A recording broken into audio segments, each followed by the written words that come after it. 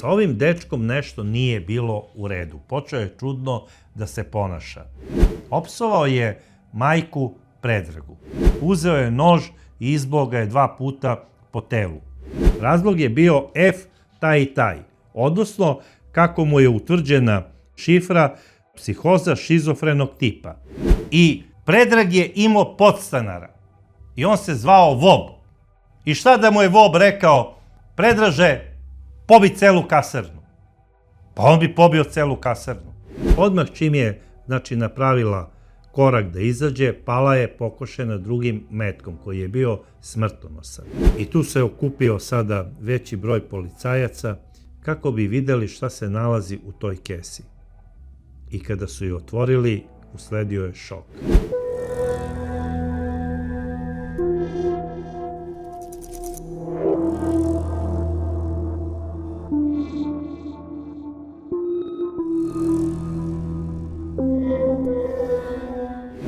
Dragi prijatelji, večeras ćemo u čudnim pričama obraditi jedan događaj koji je, boga mi, kada se desio, izazvao ne uznemirenost, nego šok i zgražavanje u celokupnoj tadašnjoj jugoslovenskoj javnosti. Događaj o kome ćemo pričati desio se 28. marta 1996. godine u Inđiji. Tada je jedna devojka iz komšiluka pozvala policijsku stanicu grada Inđija i rekla je: molim vas, dođite hitno na tu i tu adresu, zato što je Predrag Vinčić ubio moje roditelje. I šta se sada dešava? Policija je tačno u 19:30 časova izašla na naznačenu adresu. To je bio porodični dom porodice Pašalić i ustanovila je da se tamo nalaze 2 beživotna tela. Zapravo, u toj pucnjavi stradao je Tomislav, koji je imao 58 godina, tada 1996. godine, i njegova supruga Sofija Pašalić, koja je u tom trenutku imala 49 godina.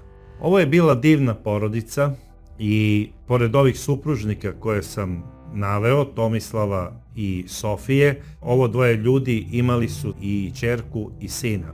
Sina Dragoslava i ćerku Mirjanu.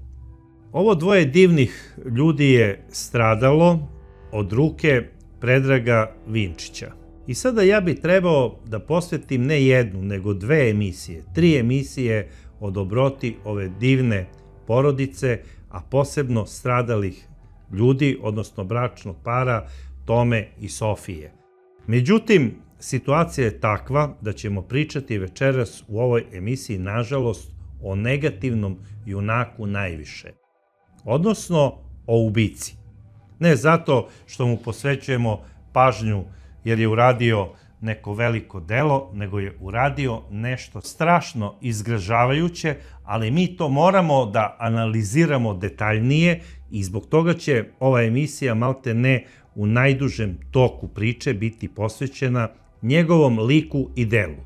Kao što sam rekao, ubica je Predrag Vinčić, mladić, u tom trenutku star 22 godine. Predrag Vinčić je rođen u uglednoj porodici Vinčića 1974. godine u Inđiji. Njegov otac Petar bio je policajac, a majka Nedeljka bila je domaćica. Ovaj mladić, odnosno Predrag, zvani Peđa, i sa očeve i sa majčine strane bio je poreklom iz Dalmacije i sa Korduna. Odnosno, njegov otac je bio Dalmatinac i njegova porodica je 50. godina došla za Srem. Bili su veoma, veoma siromašni i jednim velikim radom, poštenim radom, ova porodica je stekla dobar imetak. Kasnije, kada je stasao za školovanje Petar Vinčić, on je odlučio da upiše srednju policijsku školu u Kamenici i to je uradio. Jer pre svega ljudi iz Dalmacije, iz Like i sa Korduna najviše na svetu vole uniformu i maštao je čitavog života da bude policajac ili oficir, ali opredelio se za policijsko zvanje i otišao je na školovanje.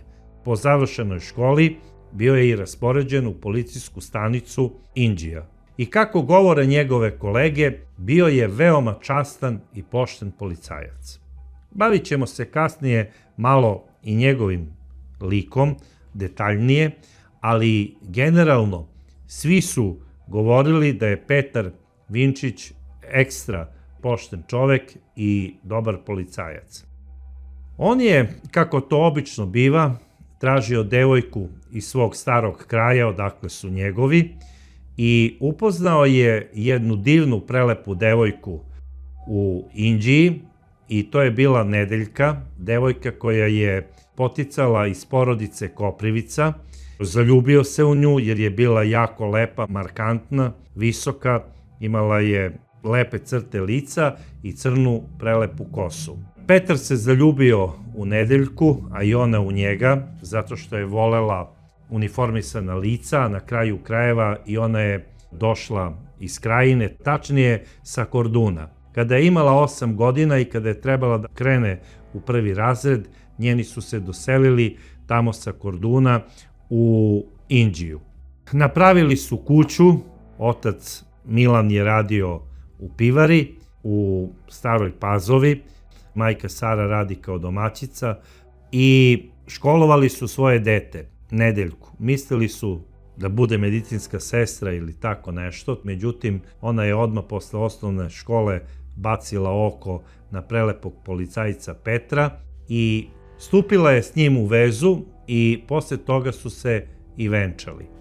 Međutim, ovo dvoje mladih ljudi u početku nije imalo puno sreće u braku, zato što se nisu odmah ostvarili kao roditelji. Dugo godina bili su bez dece.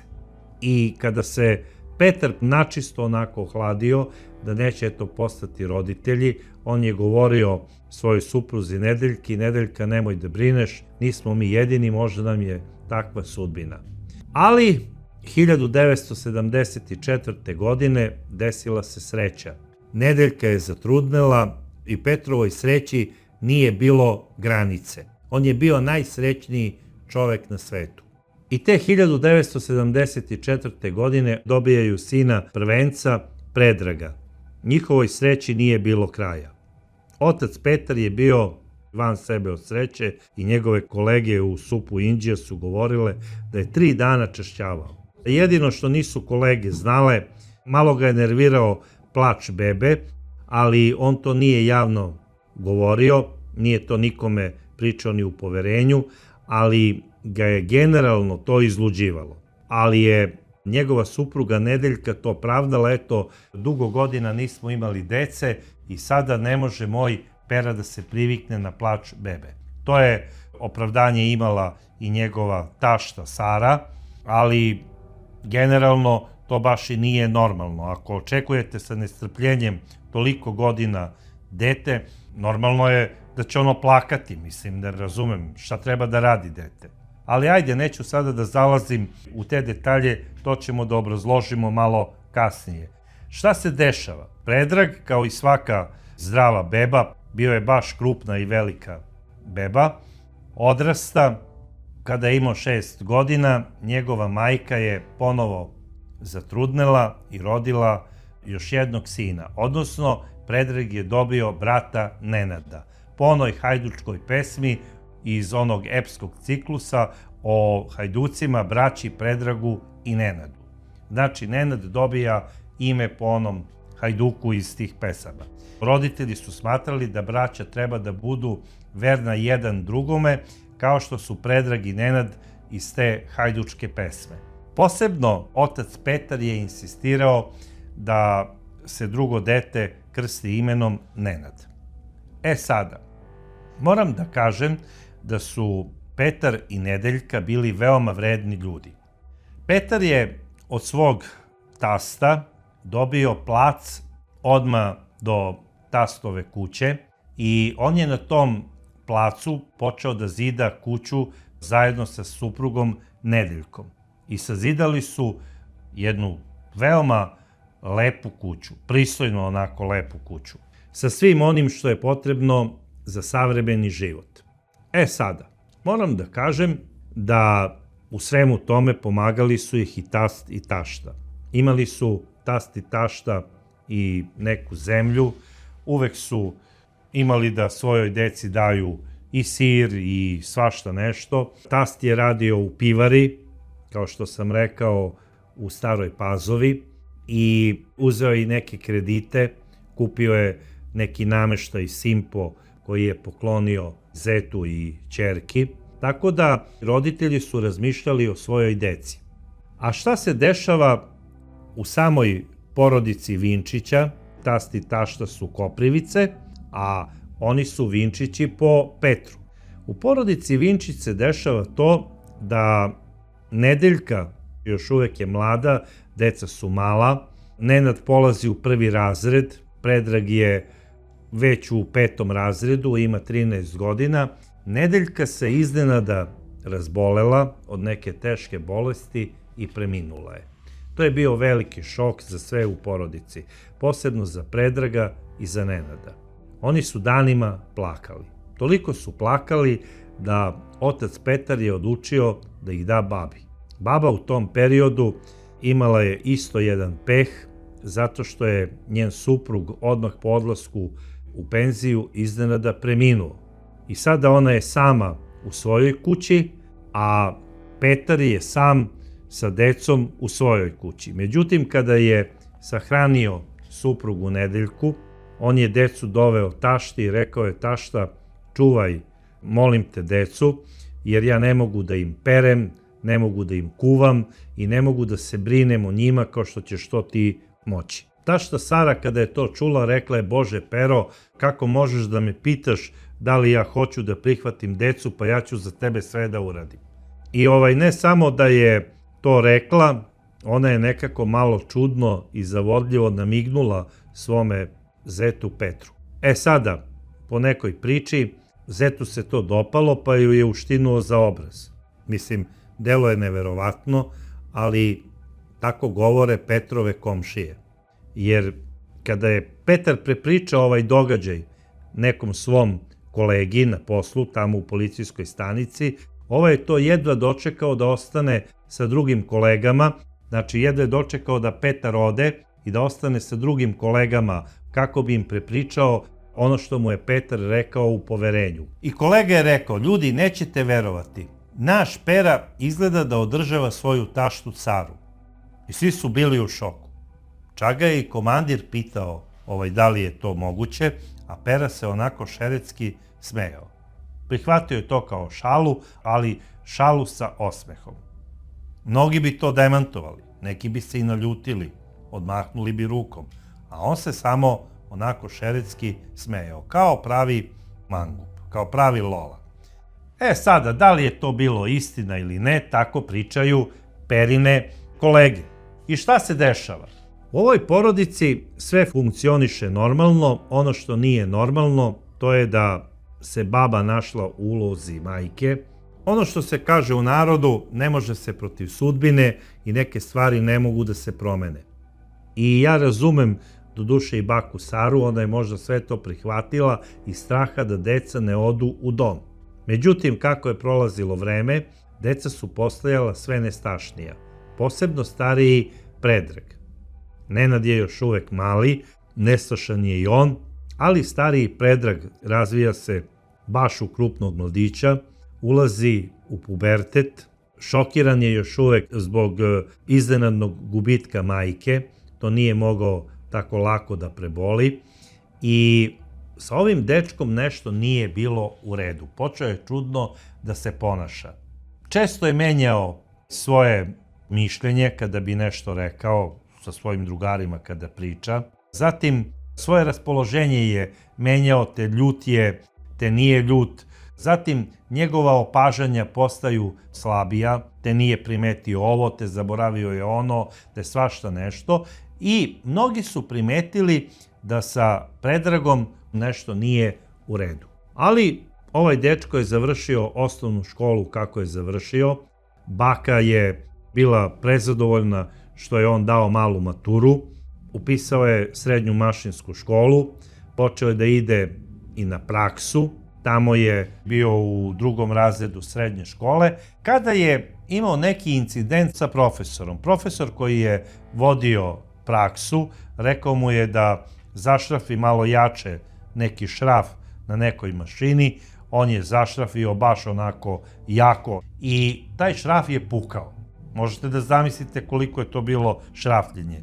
Profesor radi tu jednu grešku, bez obzira koliko god da je pogrešio učenik, on ne smije da mu psuje majku. A ovaj je to uradio. Opsovao je majku Predragu. I šta radi Predrag? Sada ćete svi reći, pa uzeo je onaj ključ i udario ga je u glavu. Ne, nije. Uzeo je nož i izboo ga je 2 puta po telu. Doduše, to nisu bile opasne povrede po život, ali je ovaj čovek izboden na radnom mestu prilikom obavljanja školske prakse i ni manje ni više nego od učenika koji je imao 16 godina. Odmah je došla i policija i hitna pomoć. Hitna pomoć je odvezla nesrećnog profesora, a policija je odvela tada 16-godišnjeg Predraga Vinčića u istražni zatvor u Sremskoj Mitrovici. I on je tamo proveo 17 dana. Možete da zamislite šok oca Petra koji je važio u Inđiji za jednog od najboljih policajaca.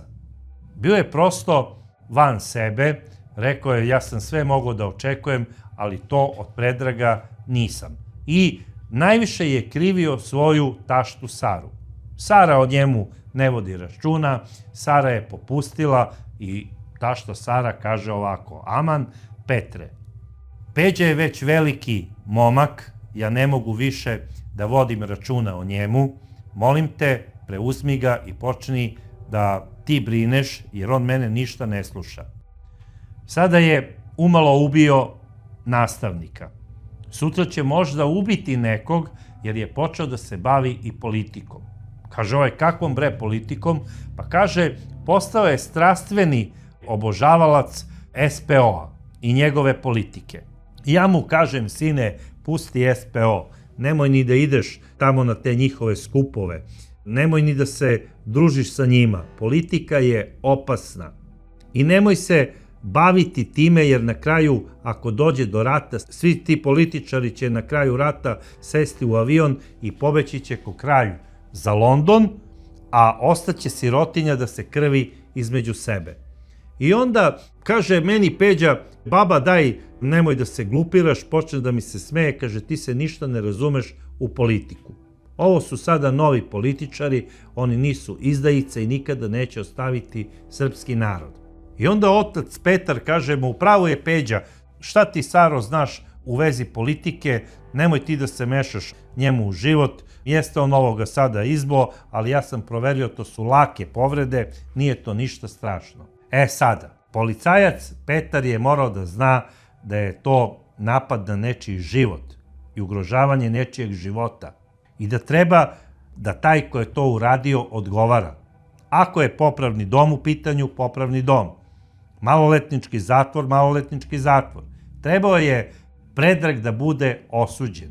Međutim, Predrag Vinčić nije osuđen, tada je imao 16 godina, punoletno je lice, mogao je da dobije i 1-2 dana zatvora. Međutim, on je samo dobio neki ukor, bio je 17 dana u istražnom zatvoru i pušten je, ali je sudija dao objašnjenje i obrazloženje tog puštanja i oslobađajuće presude. Kaže, Predrag je oslobođen krivične odgovornosti zato što ima poremećaj u svom psihičkom ponašanju, to su utvrdili lekari. Konzilijum lekara je utvrdio da Predrag ima psihozu šizofrenog tipa. To mu je bila dijagnoza. To je zapravo kada osoba ima poremećaj ličnosti, kada ima poremećaj svoga mišljenja, volje i opažanja. Upravo ono što je Peđa i pokazivao u svom ponašanju. I šta se dešava? On počinje prvo da prima neke injekcije koje su bile za smirenje, ne znam koje, to je odredio lekar, a kasnije je počeo da pije i redovnu terapiju. Od svoje 16. godine. I ono što je najinteresantnije, ovaj mladić završava školu, ali dok je trajalo školovanje odlazi i na regrutaciju. Ne znam pod kojim okolnostima i na kom VMC-u je Predrag Vinčić prošao tu lekarsku kontrolu za vojsku i proglašen je sposobnim za služenje vojnog roka. Za mene je to šokantno. Da li je tu odlučivala neka koverta, da li je tu odlučivala molba nekog uglednog načelnika, a na molbu oca Petra, zato što svi znamo kakva razmišljanja imaju ljudi iz tog perioda, a posebno ako su tamo iz Krajine. Oni razmišljaju, ako neko ne služi vojsku, on nije sposoban ni za ženidbu, ni za posao. Služenje vojnog roka nije bila samo obaveza prema otadžbini, nego to je dokazivanje sposobnosti, da ste vi sposobni za život.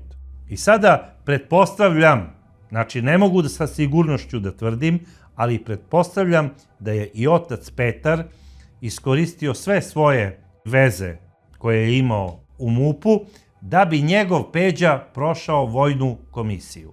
I to se i desilo. Proglašen je sposobnim i kada je Predrag imao 20. godinu, dobija poziv za služenje vojnog roka. I odlazite 1995. godine da služi vojni rok.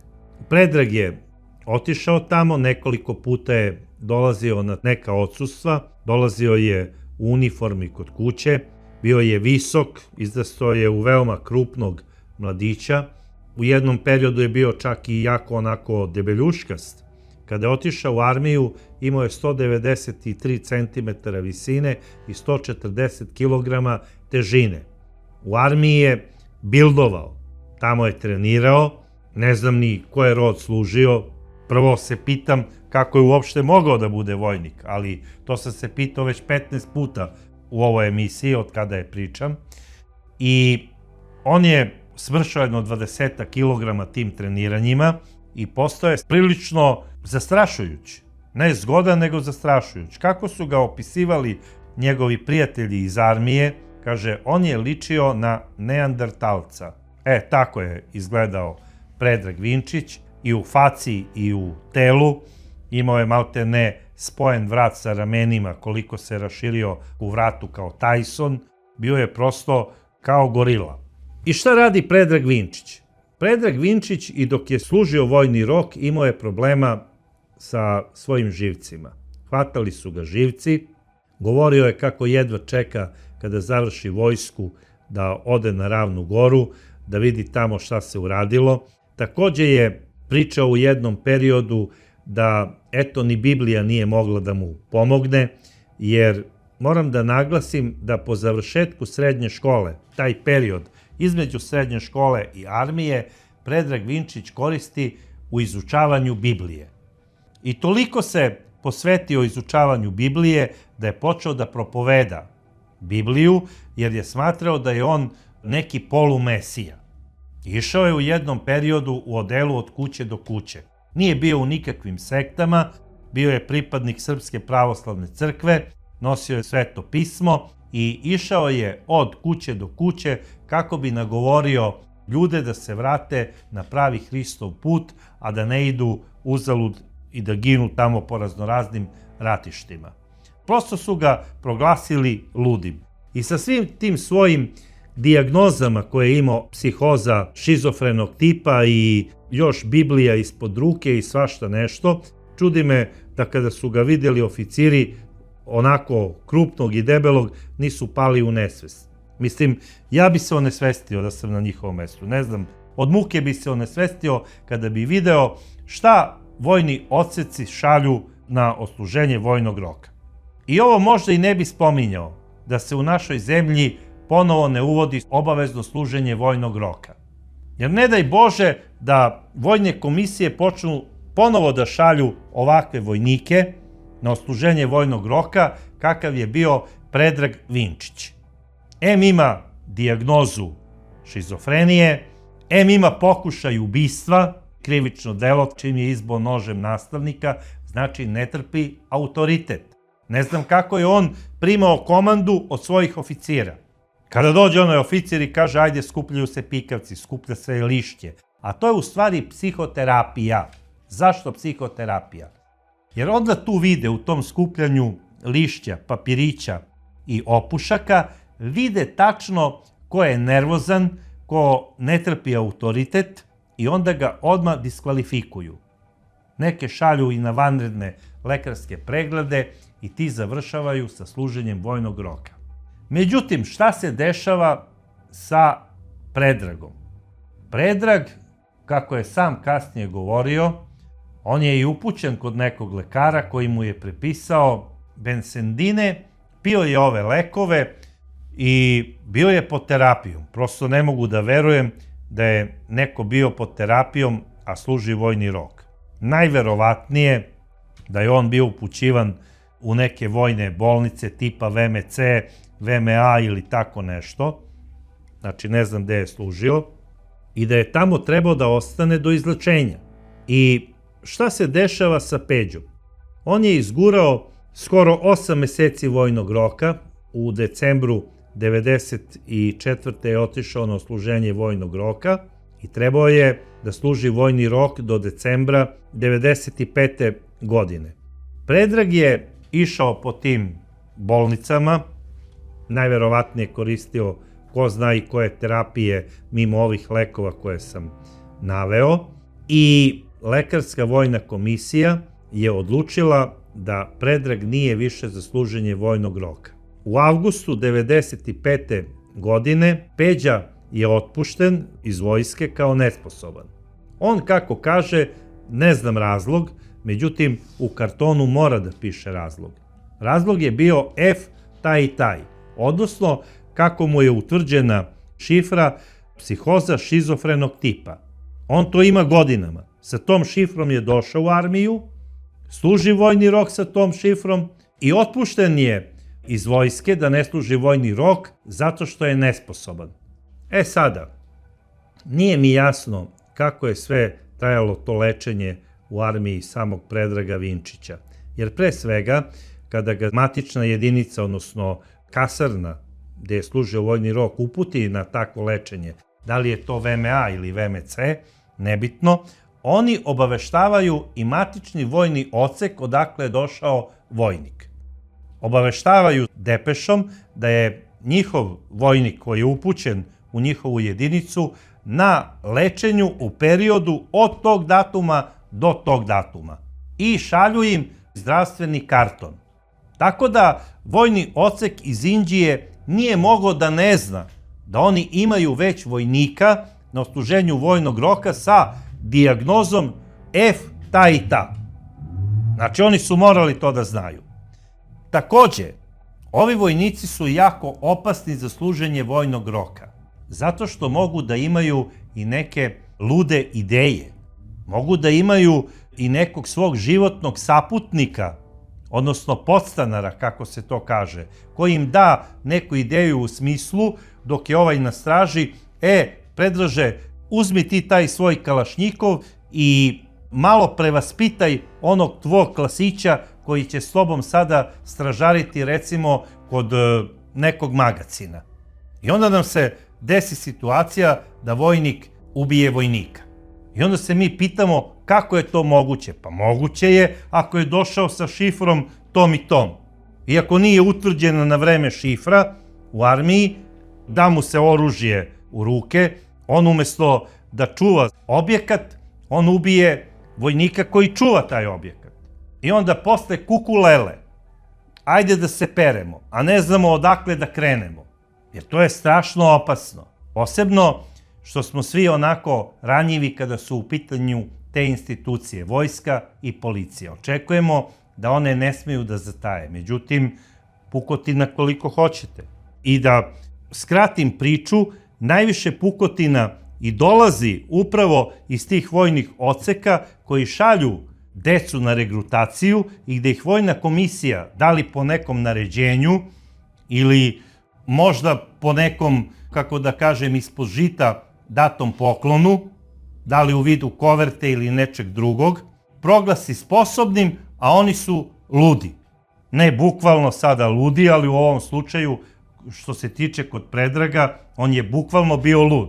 Ako je bio lud za sud da ne odgovara, zato što je izbo svoga profesora, onda je ludi za vojsku. Evo, po 101. put se pitam u ovoj emisiji kako je moguće da je neko iz vojnog odseka Inđija prećutao da su poslali u armiju čoveka, odnosno vojnika, koji ima F dijagnozu. Eto, vidite kako je moguće. I Predrag je imao podstanara i on se zvao Vob. I šta da mu je Vob rekao? Predraže, pobi celu kasarnu. Pa on bi pobio celu kasarnu. Bez obzira da li su u pitanju oficiri, da li su u pitanju vojnici. Na kraju krajeva imali smo takve slučajeve i u Vranju. Samo tu nije bilo u pitanju šifra F, nego je bila u pitanju sekta. I to je sada opet neka druga priča, ali ovo je još opasnija priča. Jer vi sektaša možete da ne provalite da je on pripadnik sekte. Jer to je onako sa lekarske tačke gledišta normalan momak. Ali je član neke sekte.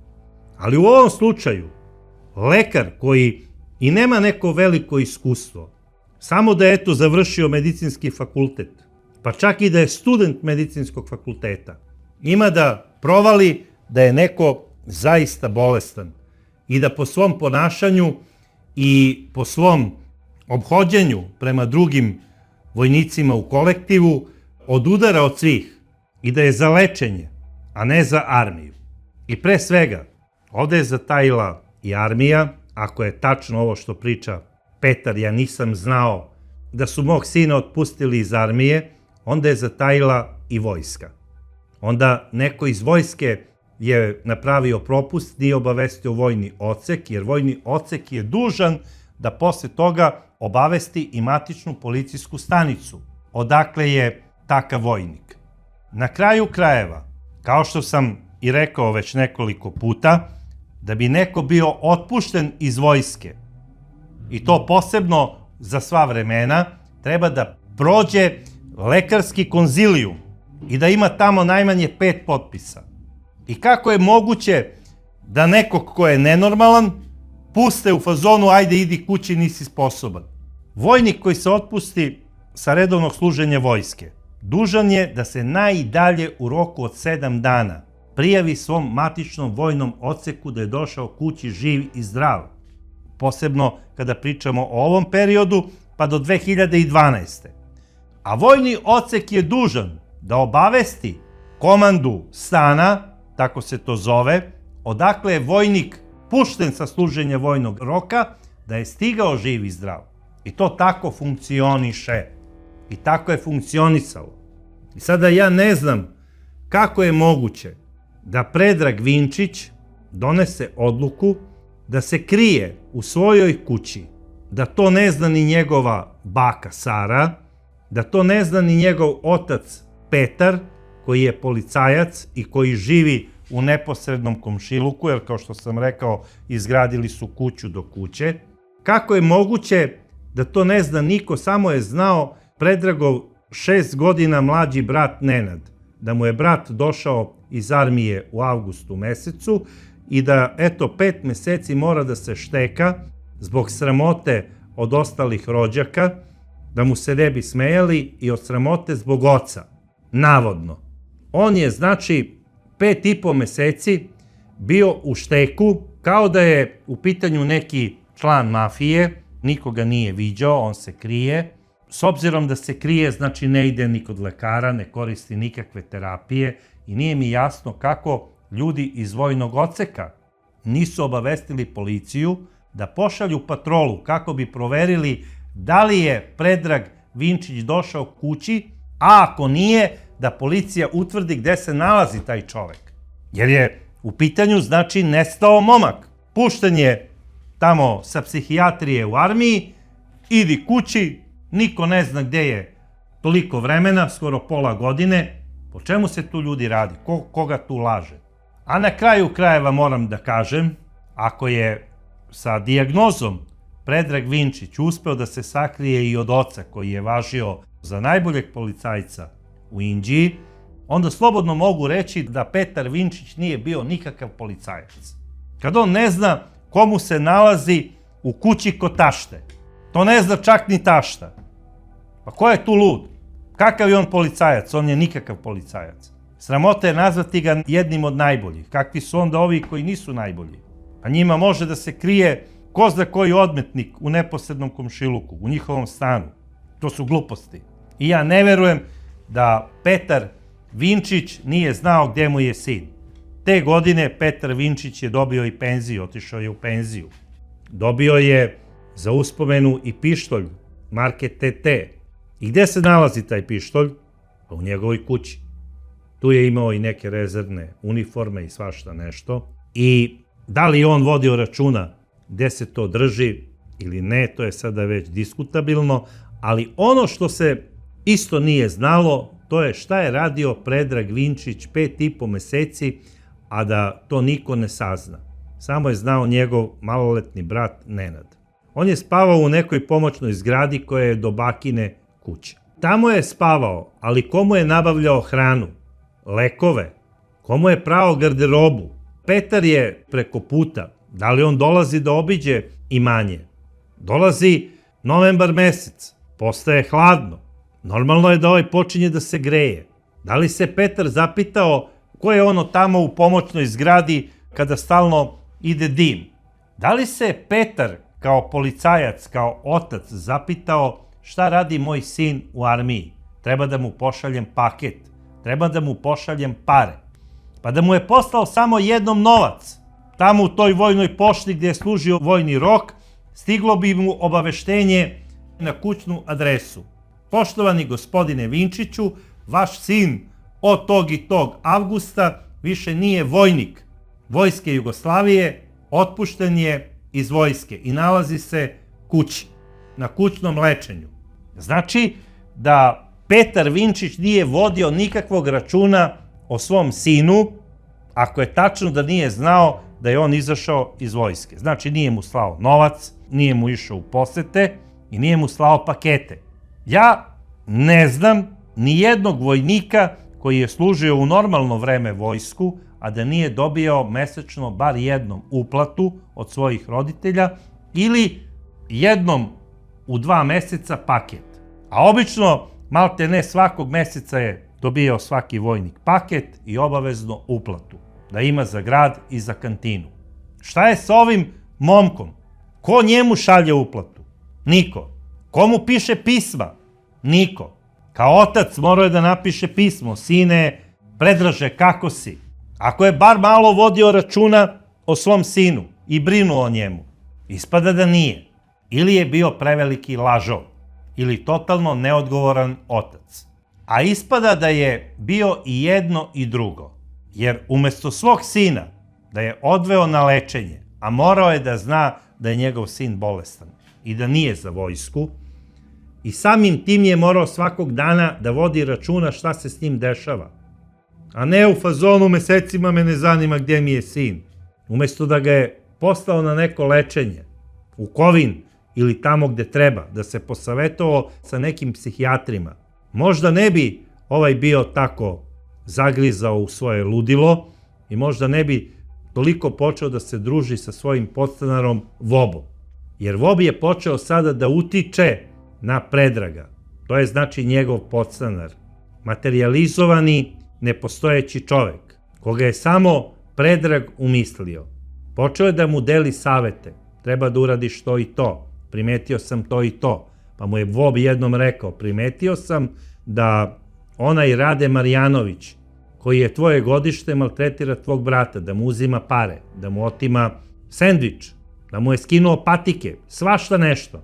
I Predrag je rekao: pa Vobe, ja prosto ne mogu da verujem da je to istina. Kako? Pa zar ti meni ne veruješ? Pa ja tebi sve verujem, Vobe. E sada, Predrag Vinčić je bio ubeđen da u njegovom telu živi njegovo drugo ja, da je on podvojena ličnost i da se ljuštura njegovog tela našla zapravo kao objekat za stanovanje nekog opasnog lika koji se zove Vob. I u trenutku kada je Vob u telu Predraga Vinčića, on izbaci duh Predraga Vinčića napolje, da mu ne bi smetao.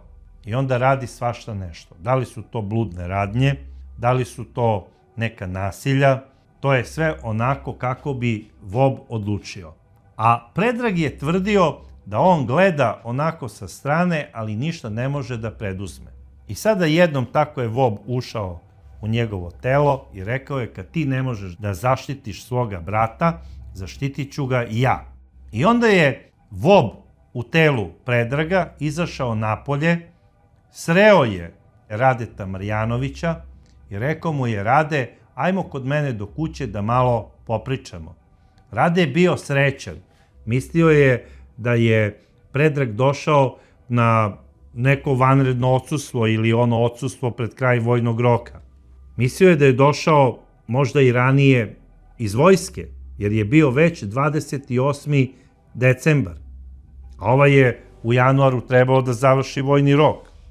Šta se dešava? 28. decembra Vob, podstanar Predraga Vinčića, ulazi u njegovo telo i poziva Radeta Marjanovića na druženje, da slušaju ploče i da popiju neko piće. I ulaze u onu pomoćnu zgradu. Tamo mu je Predrag rekao gde da sedne, odnosno Vob, i šta radi? Vadi pištolj marke TT, repetira ga i upire ga u pravcu preneraženog Radeta. Zatim uzima lisice koje su bile službene lisice Petra Vinčića. Sa tim službenim lisicama on je vezao Radeta, jer mu je naredio da se okrene i da stavi ruke pozadi. Vezao ga je službenim lisicama. E sada, ja moram to da kažem po 100. put. Ako su lisice bile službene i bile su u zaduženju Petra Vinčića, koje on nije razdužio prilikom odlaska u penziju, a bio je obavezan, jer lisice se ne dobijaju na poklon kao pištolj, ja se pitam koji je to pištolj marke TT bio u rukama Predraga Vinčića. Pa ubeđen sam da je upravo bio taj pištolj koji je Petar Vinčić dobio od policije. Te priče Vob je to kupio od nekog čoveka, ja ne mogu da kažem gde sam kupio taj pištolj, jer je Vob obećao tom čoveku da neću ga odati, ni ja ni on. To su gluposti, ludačke priče. Svaki pištolj ima serijski broj, koji je najverovatnije i samo njemu znanih razloga, jer mu je tako Vob rekao, na nekom strugu brisao Predrag Vinčić. Međutim, ne može to sve tako da se izbriše, da ne može da se pročita broj. Na svakom rengenu utvrdi se koji je to broj u pitanju. Mislim, rengen za proveru brisanih brojeva. A osim toga, ako je maznuo očeve lisice, maznuo je i očev pištolj. I znači bio je i u očevoj kući. To me navodi na to. Ali sada da se vratimo na Radeta Marjanovića. Predrag Vinčić ga vezuje. I tada kada ga je vezao, Rade prosto je nestao. Nikoga više od tada nije video. 30. decembra Radetovi roditelji su prijavili nestanak svoga sina. I on se vodi kao nestala osoba. Niko ne zna gde je. Neki Radetovi drugari su pričali da je on sklon tome da ode tako negde u neki grad koji je udaljen od njihovog mesta i po 100 kilometara, nekada bi otišao, kažu, čak i do Niša, jer imao i tamo neke drugove. Sedeo bi kod njih po mesec, dva, pa se onda vrati. Nije on bio sklon skitnji, ali je bio sklon tom rokerskom načinu života i smatrao je to normalnim. Ode tamo sa društvom, se provodi, pije, zeza se, bude na tim nekim mladalačkim žurkama i kad izgubi sredstva finansiranja, vrati se roditeljima, koji su mu sve to praštali. I to su svi navikli na tu priču, nažalost čak i roditelji. Bez obzira što su prijavili njegov nestanak, nadali su se da je negde otišao. Samo za razliku od ranije, on je ovog puta otišao, a da nije rekao to roditeljima. I da nije tražio novac, jer drugovi to ne znaju. On nije prijavljivao drugovima ranije, idem tu i tu, ali roditeljima jeste, jer mu je bio potreban novac. Ovog puta su roditelji s razlogom brinuli gde je njihov Rade Marjanović. I prolazilo je vreme. Prošlo je nekoliko meseci od Radeta ni traga. A šta se dešava? 6. januara, dan uoči pravoslavnog Božića, predveče, kako je kazivala Predragova baka Sara, a i njegov brat Nenad, a i otac Petar, pojavljuje se Predrag i kaže gotovo je, odslužio sam armiju. Svi ga ljube, svi su presrećni. Otac kaže pred porodicom, bar tako kaže baka Sara, kaže sada samo da se potrudim da nađem neke stare veze kako bi ti pronašao i neki normalan posao. I posle toga zna se ženidba i svi su se oni smejali kao ono u fazonu, eto krenulo nam je lepo ova 1996. godina, samo da tako i potraje. I bili su srećni, posebno baka Sara. Ona je saznala od svog zeta Petra da je Petar pronašao preko neke stare policijske veze posao za Predraga tamo gde je radio njen suprug, odnosno Predragov deda, u pivari u Staroj Pazovi. I trebao je da počne da radi za par meseci. Tako je bila priča, kaže treba će nam radna snaga početkom aprila i on će biti u prvoj ekipi primljen, pošto proširujemo pivaru. Predrag Vinčić je trebao da počne da radi od 2. aprila. I šta se sada dešava? Predrag je kod kuće, da li se javljao u vojni odsek, da li ga je otac pitao kao nekada uzorni policajac, sada penzioner MUP-a, da li ga je pitao, sine Predraže, da li si se prijavio vojnom odseku da si došao, ili nije to rekao, ja to ne znam, ali očigledno da nije rekao i da ga to nije interesovalo. Vreme je prolazilo, u februaru mesecu u dvorištu ove porodice izbio je i neki požar. Zapravo, onaj pomoćni objekat pored bakine kuće zapalio se, izbio je požar. Kako je izbio tamo požar? Tamo je izbio požar zato što je Nenad kuvao neko meso za pse, dole je bio neki dušek, bili su neki kartoni, svašta nešto, on je otišao da se vidi sa društvom, zaboravio da je ovo ostavio tamo uključeno i izbio je požar. Tek veliki dim je podsetio i Nenada, a i njegovog oca da je tu požar. Gdje je u tom trenutku bio Predrag, to je samo on znao. Bitno, požar je ugašen, kasnije taj objekat je okrečen zbog one čađavosti koja je nastala zbog požara i taj objekat su krečili lično otac Petar Vinčić i mlađi sin Nenad. Sve je to lepo sređeno i dovedeno u red baš onako kako treba. Vreme prolazi, prošao je i februar, došao je i mart. Predrag priča svojim drugovima kako se sprema za posao koji ga čeka početkom aprila i u tom pričanju i u spremanju za posao, za rad u pivari prolazi ceo mart mesec, došao je i 28. mart. U tom trenutku Predrag je već bio duboko, kako su njegovi neki prijatelji provalili, odlepio.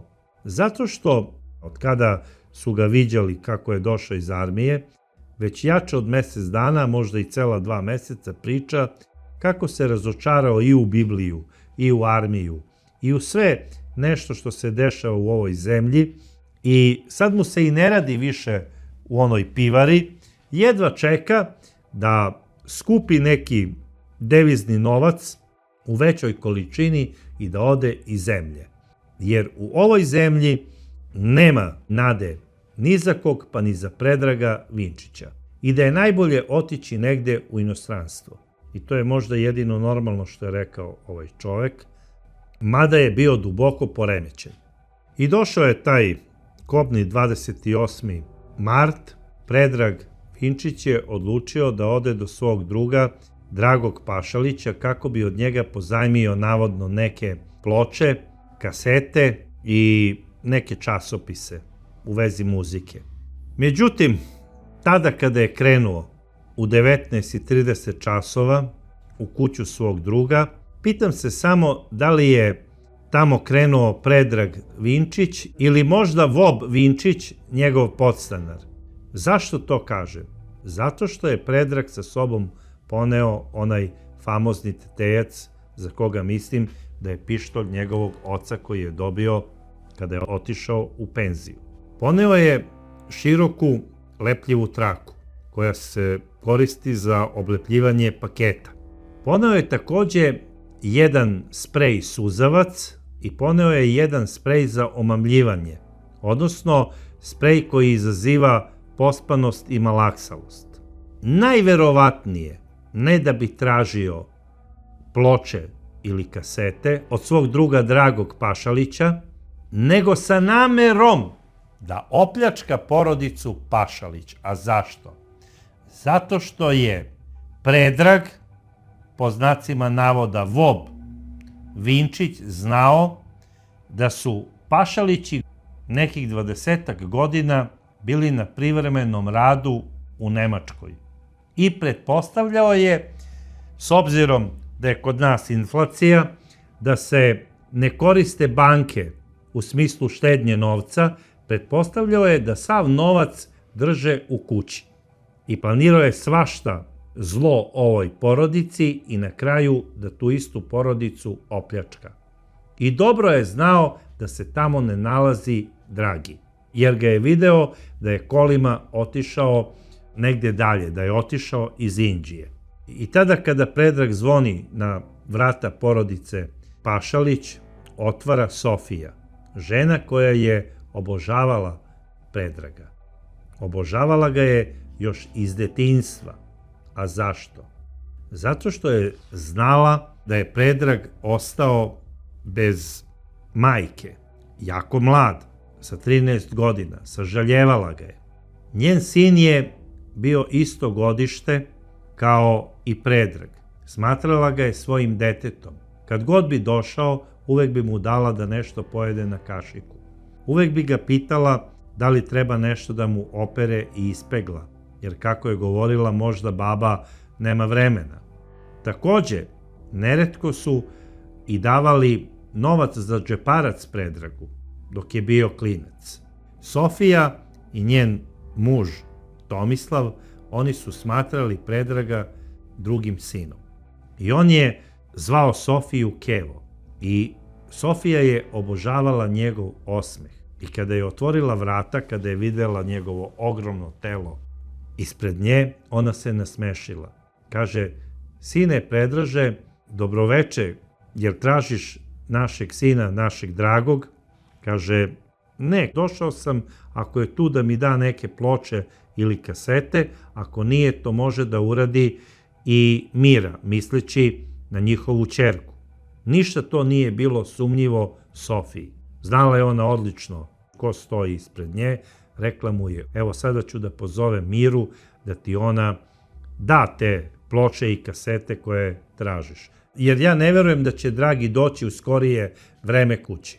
I kada su ušli unutra, ona je pozvala ćerku Miru koja je izašla i tada na opšte zaprepašćenje i Sofije, a i Mire, Predrag ili Vob iz svoga džepa vadi sprej i počinje da prska ove preneražene žene.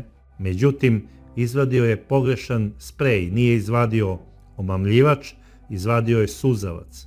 Počeo je da ih prska suzavcem, one su počele da vrište i da beže po sobi. Videle su da nešto nije u redu sa ovim mladićem. Počele su da viču u pomoć i šta se dešava? Gore je bio Tomislav, kada je to čuo, on je iz fioke uzeo svoj pištolj, gasni pištolj do duše, to je imitacija pravog pištolja, gasni pištolj, i krenuo je dole jer je video da se nešto dešava kako bi odbranio svoju porodicu i da se suprotstavi eventualnom napadaču. Prvo je pomislio možda je upao neki prolaznik, neki klošar i hoće sada da otme neki predmet ili možda je tražio novac. Krenuo je niz stepenice, a u tom trenutku Sofija pokušava da istrči iz kuće. I šta se dešava? Predrag za njom puca. Kada je bila blizu vrata, jedan metak ju je pogodio u levo rame. Ona otvara vrata, izlazi napolje, međutim odmah je u leđa sustiže i drugi metak. Odmah čim je napravila korak da izađe, pala je pokošena drugim metkom koji je bio smrtonosan. A onda Predrag prilazi i ispaljuje joj treći metak u potiljak i vraća se nazad u sobu kako bi ubio njenu ćerku, odnosno svoju drugaricu Miru, koja u tom trenutku ima 23 godine. Mira je iskoristila to vreme, ušla je u svoju sobu, zaključala se i odmah je krenula ka prozoru. I dok je otvarala prozor, čula je još 3 hica. Mislila je da suludi Predrag puca u vrata, kako bi ih razvalio, ili nasumice kako bi pogodio Miru. Međutim, ne. U tom trenutku je Tomislav silazio sa gornjeg sprata, bio je došao maltene do dole i uzviknuo je: Predraže, šta radiš? Još nije izgovorio ni ono šta. Predrag je u njega okrenuo pištolj i ispalio 3 metka, koja su nesrećnog čoveka pogodila u grudi i ubila ga na licu mesta. Tomislav je pao tu na stepeništu i odmah je izdahnuo. A šta radi Predrag? On, onako krupan, ima 120 kg, 1,93 m visine, zatrčava se i ramenom razvaljuje vrata. To se sve dešava u 10 sekundi. U tom trenutku Mira je već iskočila kroz prozor. On je samo video kako je njena glava dole propala od prozora i pala je u dvorište i nastavila je da trči prema komšijama. On je ispalio onako nasumice par metaka kroz prozor, znao je da ju je promašio i da će ona sada alarmirati policiju. Šta radi Predrag? Nestaje i on u noći. Mira odlazi u komšiluk i poziva policiju, kao što sam rekao na samom uvodu emisije. Poziva policiju i kaže: Predrag Vinčić je upao u našu kuću na toj i toj adresi, pucao je u moju majku i u mene. Tada Mira nije znala da je Predrag ubio i njenog oca. Policija je odmah rekla da dolazi i tako se i desilo. Na naznačenu adresu stiže i policija i hitna pomoć u isto vreme. Znali su da je ubica Predrag Vinčić, sin njihovog bivšeg kolege Petra, koji je penzionisan, i znali su i njegovu adresu. Zašto se odmah tamo nisu uputili, to samo oni znaju. Krenula je potera, pozvali su pojačanje, znali su da je naoružan i stiže veliki broj policajaca, vatrogasaca i pripadnika specijalnih timova kako bi pronašli Predraga Vinčića, dvostrukog ubicu. Na sreću, u kući nije bilo ni Dragog Pašalića, ali ubrzo je i on saznao da je njegov drug Predrag ubio njegove roditelje. Pitao je za sestru, rekli su mu da je ona živa. Kada je stigao kući, policija je već radila uviđaj i pristupa nije bilo. Nesrećnom bračnom paru nije bilo pomoći. Ubijeni su na pravdi Boga. I to od čoveka koga su smatrali malte ne svojim drugim sinom. Predrag za to vreme odlazi svojoj kući, uzima tamo još neki topunski materijal i iz zamrzivača vadi jednu kesu i pravo trči do svog druga Maleševića. Dolazi kod njega i kaže Maleševiću: da li mogu kod tebe negde da se sakrijem na dan, 2? Ovaj mu kaže: pa to nije moguće, kod mene je kuća puna ljudi, stalno neko dolazi. Onda mi daj tvoj fiksni telefon da pozovem drugog prijatelja da ga pitam da li mogu da budem kod njega. I ovaj kaže: nema problema, evo ti telefon. Daje mu slušalicu telefona, ovaj kuca brojeve, naravno ovaj je odmah video koga on zove, znao je da zove Miroslava Bojanića. I čuo je kada je Predrag rekao: Mićo, budi spreman, dolazim kod tebe. Objasnit ću ti o čemu se radi. U rukama drži i dalje veliku Treger kesu. Od Maleševića Predrag insistira da ga kolima prebaci do porodice Bojanića. I ovo je to i uradio. To je bilo nekih 500-600 metara od njega udaljeno. Vozi ga tamo automobilom, tu se rastaju, kaže: nemoj nikome da pričaš za ovo da sam došao kod Bojanića. U tom trenutku u kući se nalazi Miroslav Bojanić i njegova 14-godišnja sestra. Tada kada je stigao Predrag, poziva Miroslava, kaže: Mićo, uzmi ovu kesu, unutra je moj pasoš, pasoš izvadi i negde ga sakri u nekoj fioci, a ovu kesu zakopaj negde u dvorištu. I sada ovaj onako zbunjen, aha, unutra je pasoš, vadim pasoš, da zakopam kesu. I onda mu Miroslav, odnosno Mića, kako ga je Predrag zvao, kaže: Peđa, molim te, samo mi pojasni šta sada planiraš. Kaže: planiram da uzmem ovo ćebe, jer treba će mi večeras, noći su hladne, idem na tavan vaše kuće, odnosno pomoćne zgrade koja se nalazi u produžetku kuće.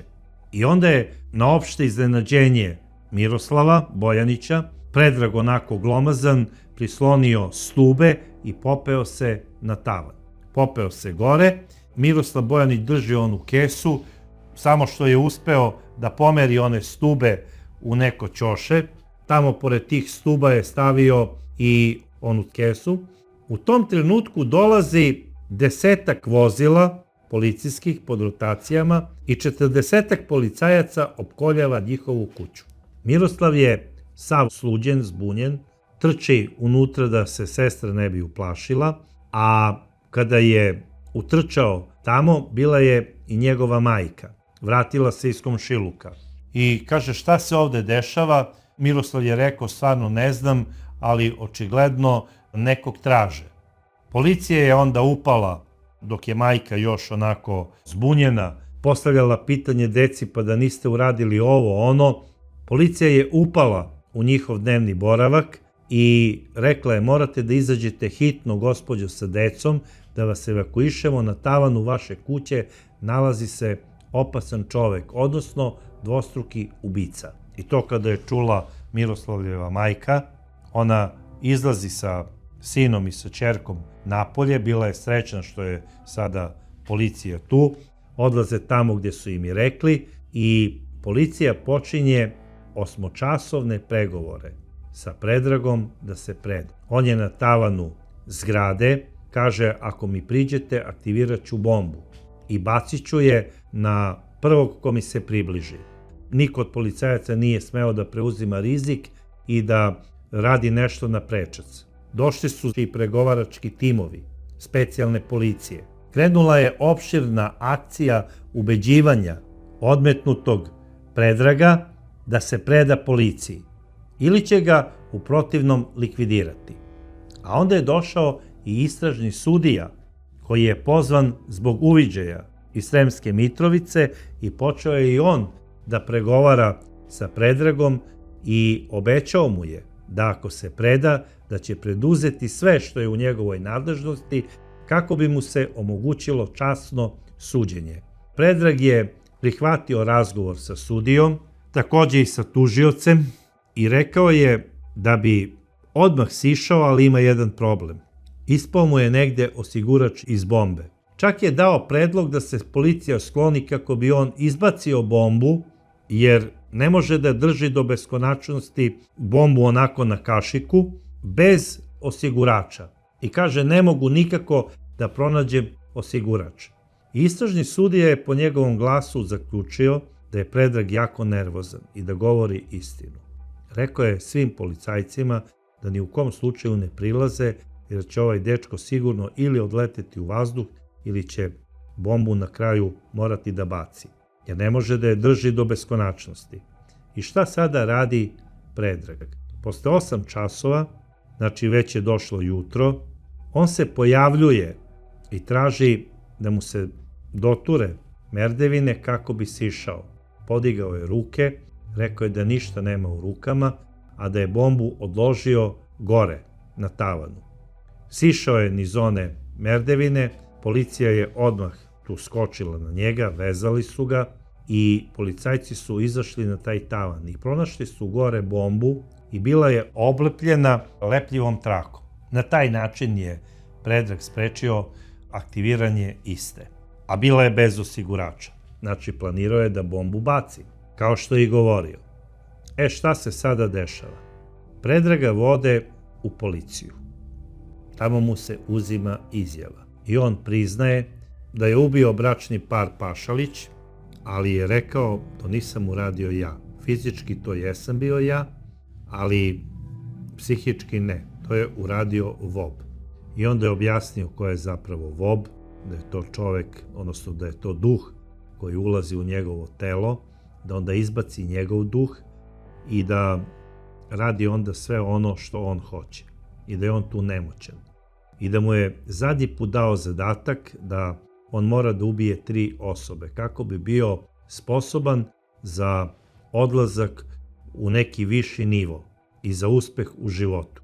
Tu nigde ne spominje da je planirao i pljačku eventualnih nekih zaliha novca, ako je ova porodica imala, a očigledno da je Predrag Vinčić mislio da Pašalići posjeduju veću količinu deviza. To je zapravo bila njegova prava motivacija. Ne Vobova inspiracija, nego motivacija je bio novac, odnosno devize, marke. I šta se sada dešava? Tu je istražnom sudiji Predrag dao detaljni opis kako ga je Vob nagovorio da uradi sve od A do Š i da je on postupao samo po Vobovom naređenju, odnosno da je on sa neke visine posmatrao šta sve Vob radi i da ih je ovaj sve pobio. I gledajte dalji razvoj događaja. Istražni sudija određuje pritvor, a i veštačenje nad Predragom i upućuje se u istražni zatvor u Sremskoj Mitrovici. Sudija odlazi svojoj kući da se odmori kako bi sutradan nastavio rad sa Predragom Vinčićem. Cela Inđija priča o ovom događaju. Svi su u šoku. Međutim, nisu mogli ni da pretpostave da šok tek sledi. Sutra dan, negde oko 14 časova, Miroslav Bojanić se setio one kese koju mu je dao Predrag kada je došao. Odlazi i pronalazi je. Nije ni gledao šta ima unutra, uzima onu kesu i pešice odlazi do policijske stanice, ulazi unutra i kaže: drugovi, ja sam došao da vam predam ovu kesu koju mi je sinoć dao Predrag Vinčić i rekao mi je da unutra ima nešto, a i njegov pasoš.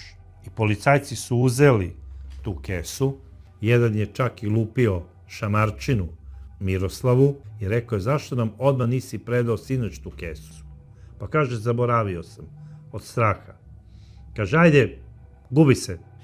I tu se okupio sada veći broj policajaca kako bi videli šta se nalazi u toj kesi.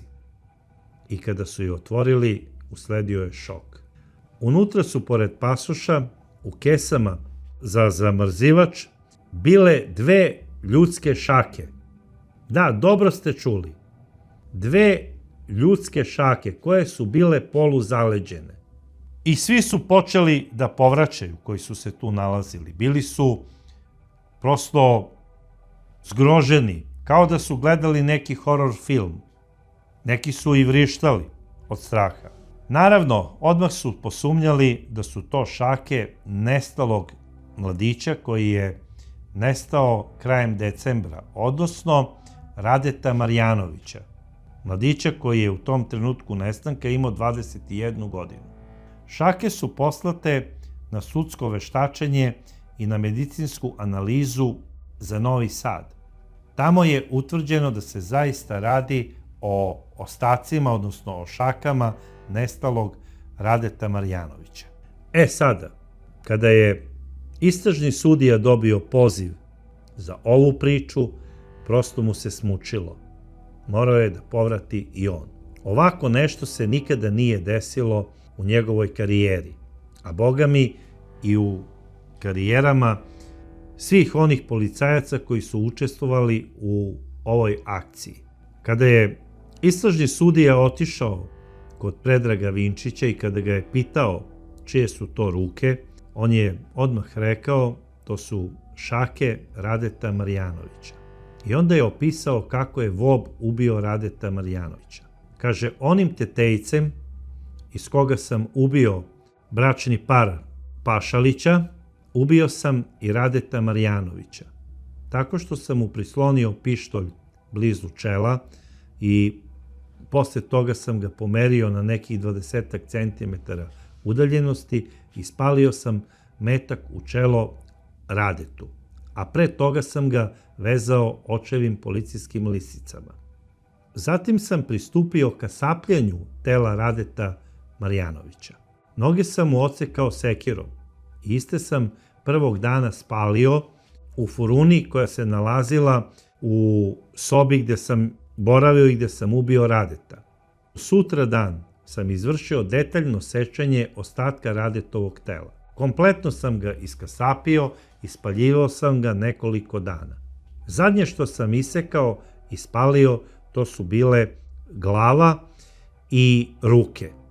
A tada kada sam mu odsekao ruke, Vob mi je naredio da odsečem njegove šake i da ih stavim u zamrzivač. Kada ga je pitao sudija zašto je to naredio Vob, kaže kako bi svakog podsjećale da se ne igra sa mnom i da će tako proći ako bude ostao meni nešto dužan ili možda mojoj porodici, konkretno bratu. Sada, na pitanje istražnog sudije odakle mu je pištolj marke TT, on je rekao to je Vob kupio od jednog čoveka i obećao mu je da ga neće izdati.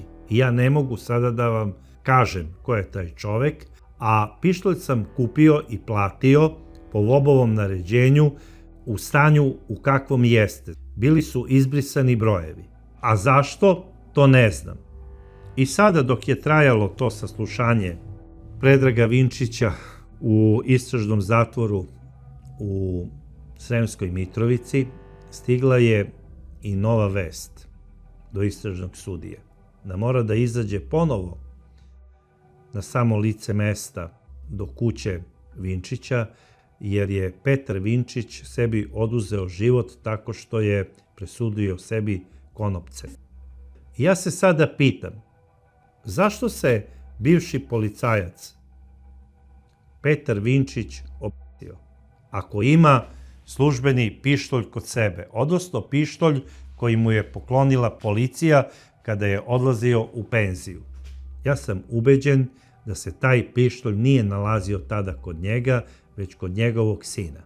I da je to taj isti pištolj iz koga je ubijen bračni par Pašalića, kao i Rade Marjanović. Bilo kako bilo, policija je to mogla da utvrdi da li se radi o tom pištolju ili ne, ali očigledno da je taj pištolj u tom trenutku bila previše vruća materija da bi se govorila istina.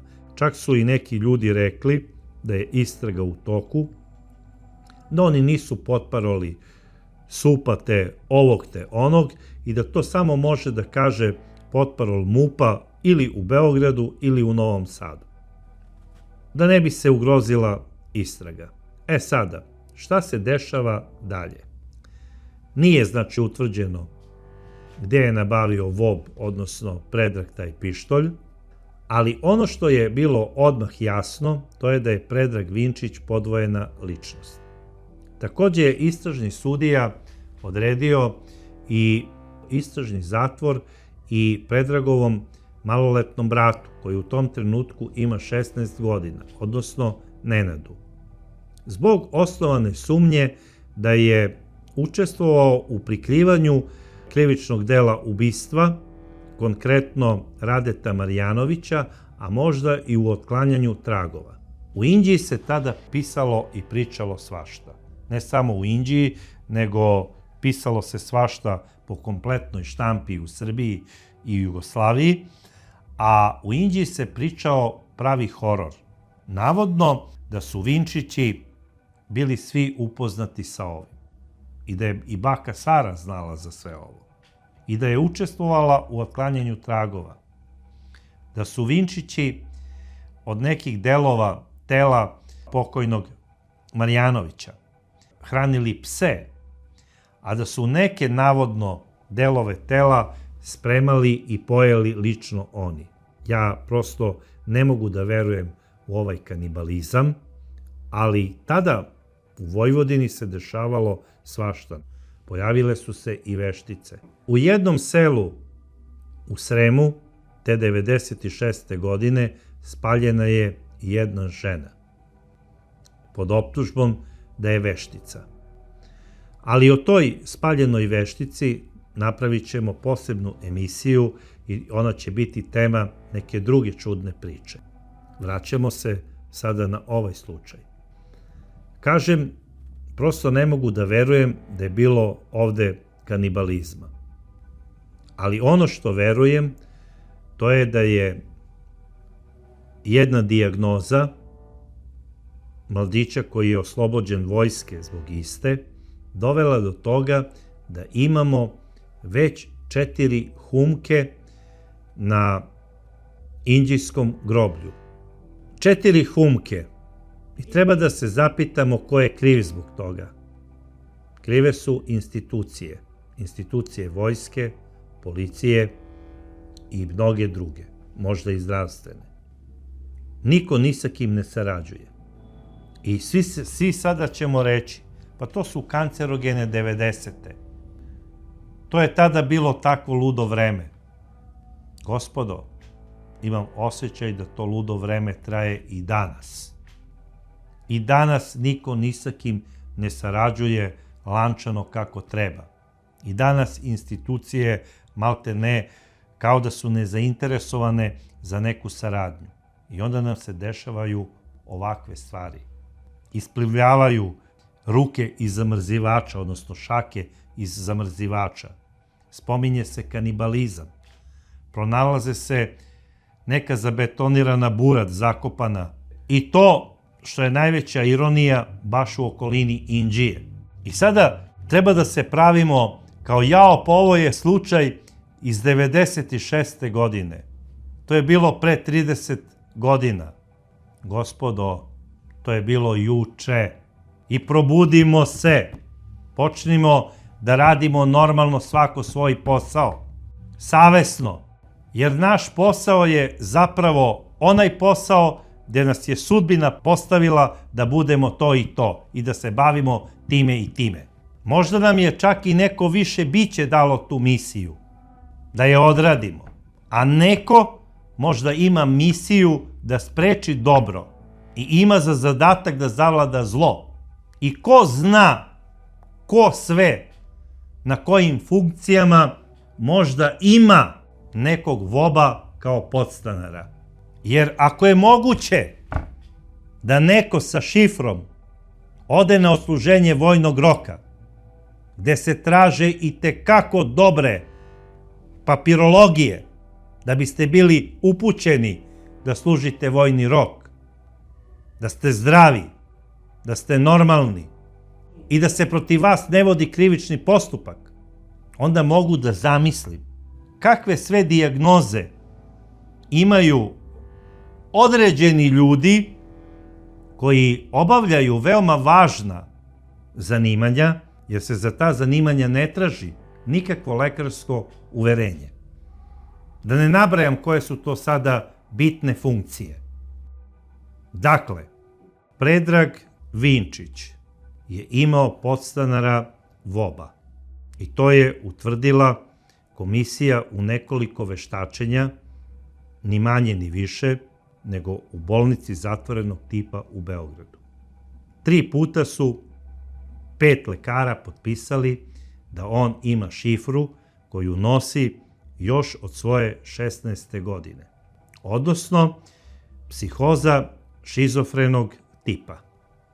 Nesposoban čovek da u datim trenucima donosi normalne odluke i da je odgovoran za to što je doneo. Faktički, njemu ne može da se sudi i nije mu suđeno. On nije krivično odgovoran.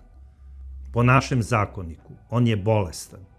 I po našem zakonu donešena je sudska odluka da se ovaj čovek uputi na lečenje u bolnicu zatvorenog tipa, odnosno u bolnicu u centralnom zatvoru, u najmanjem trajanju od 8 godina, odnosno 8 godina.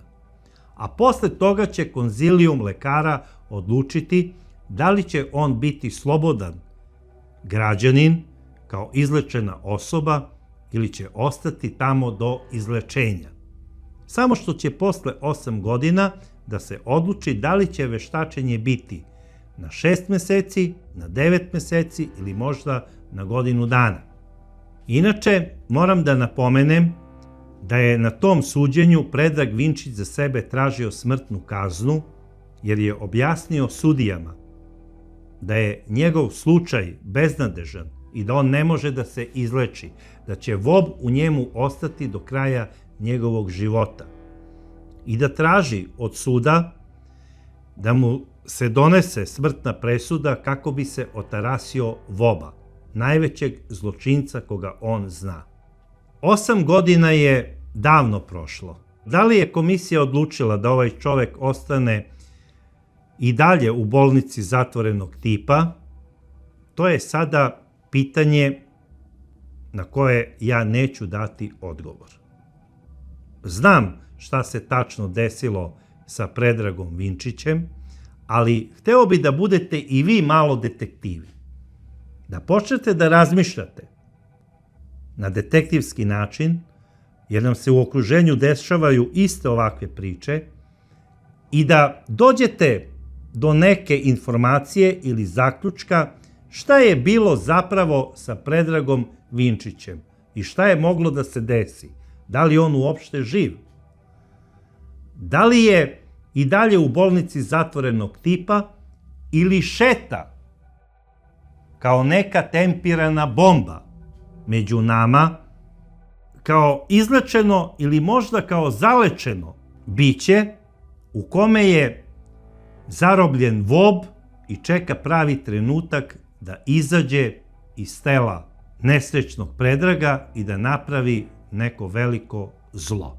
Da nam se ne bi dešavalo da budemo iznenađeni nekim iznenadnim poznanstvom sa nekim vobom, moramo imati veliku odgovornost.